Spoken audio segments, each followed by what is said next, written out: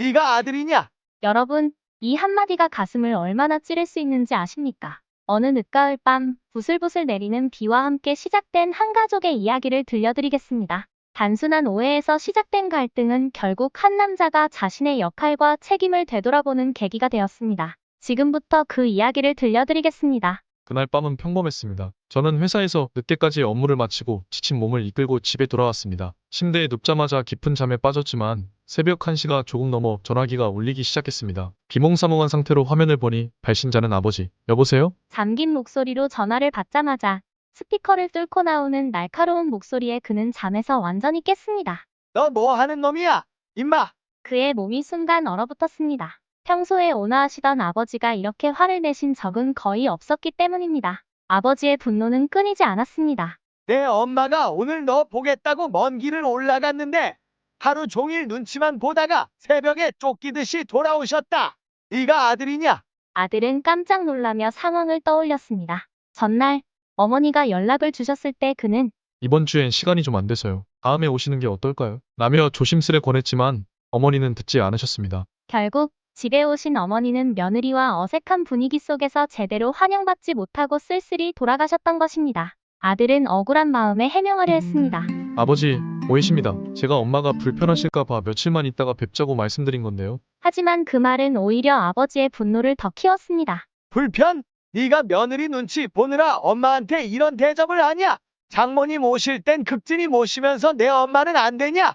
전화는 아버지의 긴 한숨과 함께 끊겼습니다. 하지만 그의 가슴 속에 남은 말들은 쉽게 사라지지 않았습니다. 아들은 그날 밤 잠들지 못했습니다. 억울한 마음과 함께 서늘한 반성의 기운이 밀려왔습니다. 그는 어머니의 마음을 다시 떠올려 봤습니다. 서울에 있는 아들 집에 가면 따뜻하게 맞아줄 거라고 기대하셨을 텐데 나는 정말 최선을 다했을까? 다음 날 아침 그는 먼저 어머니에게 전화를 걸었습니다. 엄마, 어제 죄송했어요. 많이 섭섭하셨죠? 하지만 어머니는 의외로 담담한 목소리로 대답했습니다. 아니다. 엄마가 괜히 너희 집에 간 거지. 너도 살기 바쁜데 내가 신경 쓸 일이 뭐가 있겠니? 어머니의 말은 단순한 위로처럼 들렸지만 그 안에는 깊은 서운함이 깔려 있었습니다. 아들은 어머니가 평소에도 자신에게 느끼셨을 감정을 떠올렸습니다. 결혼 후 그는 점점 어머니와 거리가 멀어졌습니다.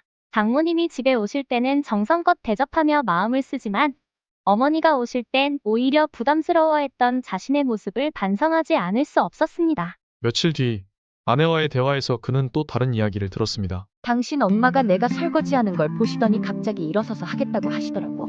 그래서 내가 말렸는데 그 뒤로 표정이 좀. 그 순간 그는 어머니가 이 집에서 어떤 기분이었을지 깨달았습니다. 어머니는 단순히 불편하셨던 게 아니라 자신이 이 집에서 환영받지 못하는 존재라고 느끼셨을지도 모릅니다. 며칠 뒤 아들은 아내와 함께 부모님을 찾아갔습니다. 어색한 분위기 속에서 저녁 식사가 시작되었지만 그는 어머니에게 용기를 내어 말했습니다. 엄마, 그동안 정말 죄송했어요. 제가 더 신경 써야 했는데 앞으로는 엄마가 마음 편히 오실 수 있도록 제가 더 노력할게요. 어머니는 잠시 말을 잇지 못하더니 눈시울을 붉히며 대답하셨습니다. 됐어. 그래도 네가 이렇게 말해주니 엄마는 고맙다. 아버지도 옆에서 한마디를 덧붙였습니다.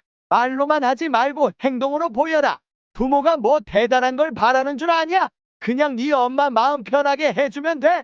그날 밤 아들은 부모님과의 관계 회복이 단순히 몇 마디 사과로 끝나지 않을 것을 깨달았습니다. 그는 부모님이 자신에게 얼마나 기대를 걸었고 그 기대가 무너질 때마다 느꼈을 실망감을 이해하기 시작했습니다. 아들은 그날 이후로 주말마다 부모님 집을 방문하며 작은 변화를 만들어갔습니다. 부모님을 뵙는 것만이 아니라 함께 산책을 하거나 아버지와 낚시를 가고 어머니와 요리를 하며 시간을 함께 보내려 노력했습니다. 몇 달 후 어머니의 생신날, 그는 특별히 어머니가 좋아하시는 음식을 준비해 가족 모두가 함께 식사를 했습니다. 그 자리에서 어머니는 감동 어린 목소리로 말씀하셨습니다. 우리 아들이 이렇게 달라질 줄은 몰랐네. 정말 고맙다. 아들은 어머니의 손을 꼭 잡으며 대답했습니다. 엄마, 이제는 절대 엄마를 외롭게 하지 않을게요. 항상 엄마 아빠 곁에 있을게요. 여러분, 부모님은 늘 우리 곁에 계실 것처럼 느껴지지만 그분들의 시간이 우리와 같지 않다는 사실을 잊지 말아야 합니다.